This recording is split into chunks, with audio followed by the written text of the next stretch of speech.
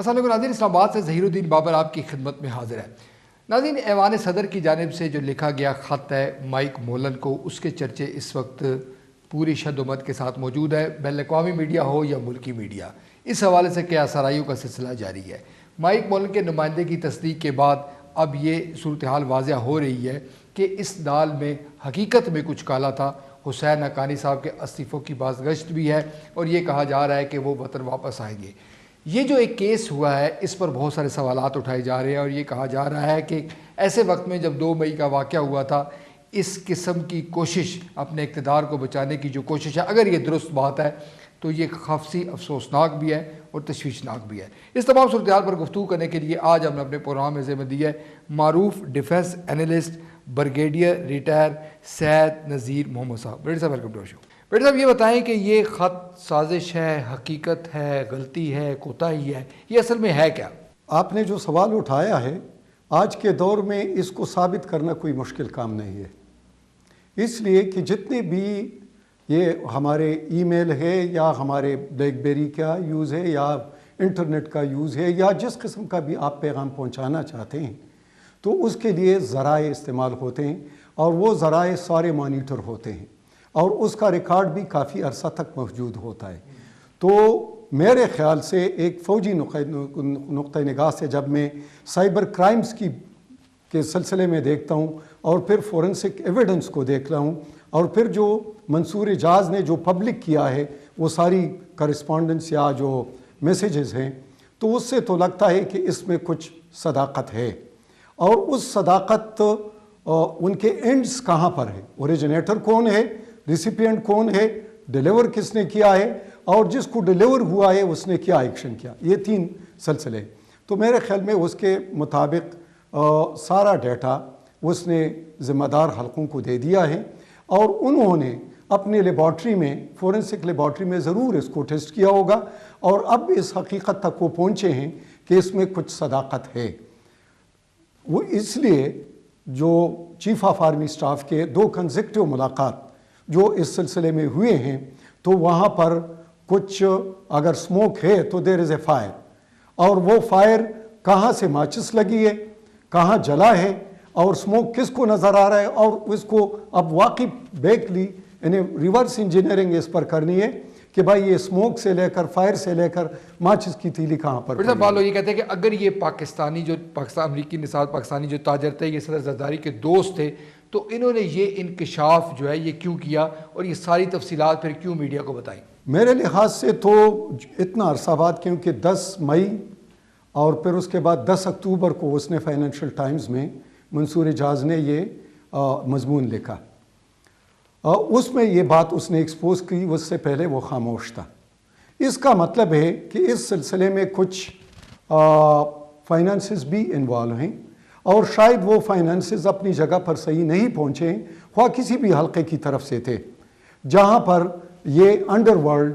یا یہ جو سیکرٹ ڈیل تھا وہ بریک ہو چکا اور پبلک ہو گیا کہ ٹھیک ہے، اگر اس کے مطابق نہیں چلتے تو پھر وی اسپل دا بینز۔ تو مجھے تو ایک بات یہ لگتی ہے۔ دوسری بات مجھے یہ لگتی ہے کہ اس کے بعد جب مائک ملن جب جا رہا تھا اور سینٹ کمیٹی کے سامنے اس کی ٹیسٹیمنی ہو رہی تھی، تو وہاں پر ہی came very hard on the ISI and Pakistan army, اور شاید اس کے بیک گراؤنڈ میں یہ خط تھا یا یہ میمو تھا جو اس نے اب کنفیس کیا ہے کہ یس آئی ہیو ریسیوڈ دیٹ، لیکن میں نے ایکشن نہیں لیا۔ لیکن ایک ذہن تو پلیوٹ ہو گیا اور اس نے اس کا اظہار اس بریفنگ میں کر دی اور پھر پاکستان اور امریکہ تک کے درمیان تعلقات میں کافی تناؤ بھی آیا۔ آپ یہ سمجھتے ہیں کہ حسین حقانی کے خلاف واقعی ٹرائل ہوگا، وہ پاکستان میں اپنے آپ کو اس حوالے سے پیش کریں گے، اس بات کے امکانات موجود ہیں؟ مورلی سپیکنگ اور ایک ذمہ دار ڈپلومیٹ جو کہ پاکستان کو ایک بہت بڑے ملک میں ریپرزینٹ کرتا ہے، جس کے ہم وار آن ٹیرر میں الائز بھی ہیں، تو اس کو تو پاکستان پہلے سے آنا چاہیے تھا جب اس نے یہ مضمون چھاپا تھا، کیونکہ اس کے کنسیکوینسز اور اس کے روٹس بہت ڈیپ ہیں۔ تو اس وقت فائر فائٹنگ کی ضرورت نہیں تھی، there and then it should have been مطلب ایک کلیریفیکیشن کی ضرورت تھی اور اس وقت ہونا چاہیے تھا۔ لیکن یہ جو 1 مہینے سے زیادہ کی خاموشی تھی، یہ ایک ڈاؤٹ کریٹ کرتا ہے کہ کیوں اس طرح نہیں کیا گیا۔ دوسری بات کہ آج آ رہے ہیں، کل آ رہے ہیں اور اس کو بلا رہے ہیں، وہ بھی تقریباً اس نے اپنا شیڈول ابھی تک کینسل نہیں کیا ہے اور نہ ایسی بکنگ کی ہے، تو آنے کا بھی میرے خیال میں کہ سلسلہ تھوڑا سا مجھے ڈوبیس لگتا ہے۔ تیسری بات، اگر وہ واقعی ملوث ہے اس چیز میں کہ اس کا نہ آنا اس بات کو کریڈنس دیتا ہے کہ وہ ملوث ہے، اگر وہ نہیں آتا یا وہ اپنے آنے کو ڈیلے کر دیتا ہے۔ اگر یہاں پر وہ آ جاتا ہے تو اس کا مطلب ہے کہ اس کے سامنے یہ چارج شیٹ رکھا جائے گا اور اس چارج شیٹ کو فورنسک ایویڈنس سے پروو کر کے اس کے سر تھوپا جائے گا۔ تو پھر وہ 2 کام کرے گا، یا تو اوریجنیٹر بتائے گا کس کے انسٹرکشن سے یہ ہوا ہے، یا وہ اپنے سر لے گا۔ اگر اپنا سر لیتا ہے تو پھر بھی he has to face the music, اور میوزک بڑا شدید ہے، اس لیے کہ یہ پاکستان کے سپریم نیشنل انٹرسٹ پر اور سپریم سیکیورٹی اداروں پر ایک بہت بڑا الزام ہے اور ایک بہت بڑی سازش ہے، تو اس کو یقیناً اگر وہ ملوث ہے تو اس کو اس کی سزا ملے گی۔ بڑے صاحب لوگ یہ بھی کہتے ہیں دیکھیں جی حسین حقانی چھوٹی مچھلی ہے، یہاں پر تو ہمارے یہاں یہی کلچر ہے کہ چھوٹی مچھلی کو پکڑ لیا جاتا ہے، بڑی مچھلیوں کو چھوڑ دیا جاتا ہے۔ انفارچونیٹلی پاکستان میں یہی ہوتا رہا ہے کہ چھوٹے لیول کے تو انہیں وہ کہتے ہیں نا بڑی مچھلی اور چھوٹی مچھلی کو تو لا انفورسنگ ایجنسیز اور باقی لوگ بڑے جلدی ایون دا کورٹس نیٹ کر لیتے ہیں، لیکن بڑے مچھلیوں کو وہ جال توڑ دیتا ہے۔ تو اس معاملے بھی میرے خیال میں کہ جس قسم کے پولیٹیکل حالات ادھر ڈیولپ ہوئے ہیں یہ پچھلے 2 مہینے میں، اور جس طریقے سے وہ جا رہے ہیں ہیڈ آن کولیجن پر، تو اس میں پھر بڑے لیول پر بھی میرے خیال میں کہ وہ اس گرفت سے نہیں بچ سکیں گے، اور ان پر ضرور اس کا فالو آؤٹ ایفیکٹ ہوگا۔ وہ کس صورت میں ہوگا؟ پارلیمنٹ تو شاید اتنا، اگر یہ اس کے ڈانڈے ادھر ملتے ہیں بڑے آفس کی طرف،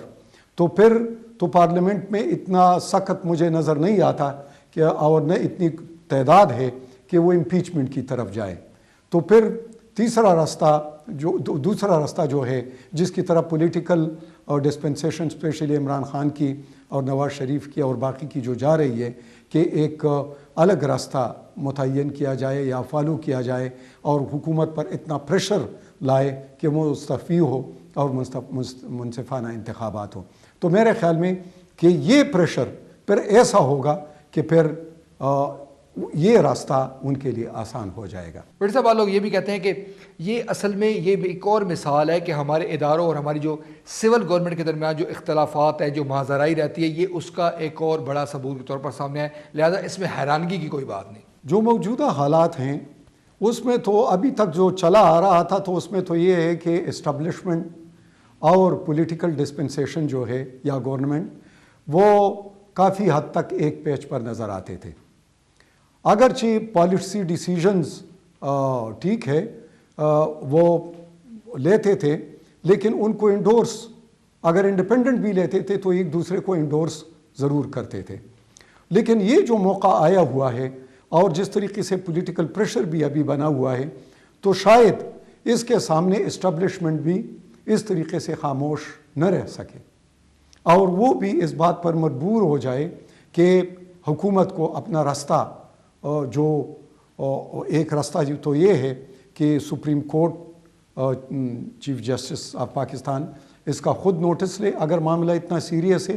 اور اس میں آرٹیکل 6 کی خلاف ورزی ہوتی ہے اور ملک کے بہترین مفاد پر بہت بڑی چوٹ لگتی ہے، تو پھر تو یہ ضرور ایک انکوائری ایسی ہونی چاہیے جہاں پر بلیم کو اور پرپیٹریٹر کو نیٹ میں لائے اور پھر ایک نیا انتخابی نظام آ جائے۔ اور یہ بھی اطلاع موجود ہے کہ پہلے ہمارے قومی اداروں نے خود تحقیقات کی، جب وہ اس تحقیقات میں ان کو پتہ چل گیا کہ واقعی اس قسم کا کوئی واقعہ ہوا ہے تو انہوں نے سرزداری کے سامنے یہ تمام صورتحال رکھی۔ یہ بات بالکل درست ہے، اور جس طرح میں نے پہلے بتایا